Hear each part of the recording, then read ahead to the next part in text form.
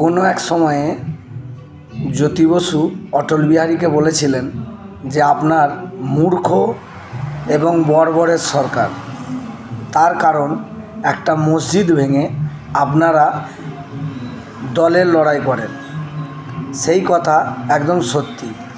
বর্তমানে বিজেপি সরকার শিক্ষা দীক্ষা সব কিছু ভুলিয়ে একটু নিম্ন শ্রেণীর লোককে ধর্মের দিকে এমন করে এগিয়ে নিয়ে যাচ্ছে যে তারা তাদের আসল অধিকারটা ভুলে গেছে, দিয়ে একটা ধর্মের পিছনে ছুটে বেড়াচ্ছে। আর এইটাই হলো তাদের প্রকল্প, তাদের প্রোগ্রাম, যাতে জনগণ তাদের আসল জায়গা থেকে সরে গিয়ে একটা ভুল জায়গায় আসে।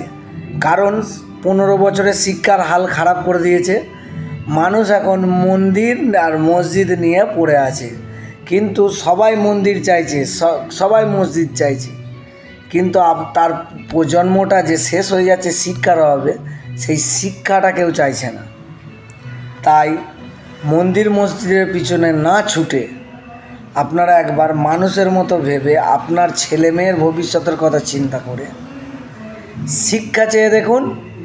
সরকার আবার একটা দাঙ্গা লাগাবে। সরকার এখন প্রথমে বাংলা নিয়ে পড়েছিল, হিন্দি নিয়ে পড়েছিল, এখন আবার মারাঠি ভাষা নিয়ে পড়ছে।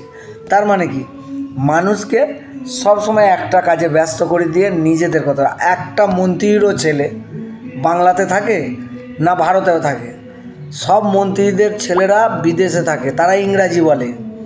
অমিত শাহর ছেলে ক্রিকেট বোর্ডে দাঁড়িয়ে গড়গড় করে ইংলিশে কথা বলে, আর সে বলে যে সংস্কৃত বলতে হবে, হিন্দি বলতে হবে, হিন্দি আমাদের গর্ব। প্রত্যেকটা মন্ত্রীর ছেলে ভারতের বাইরে থাকে, ইংরাজি বলে।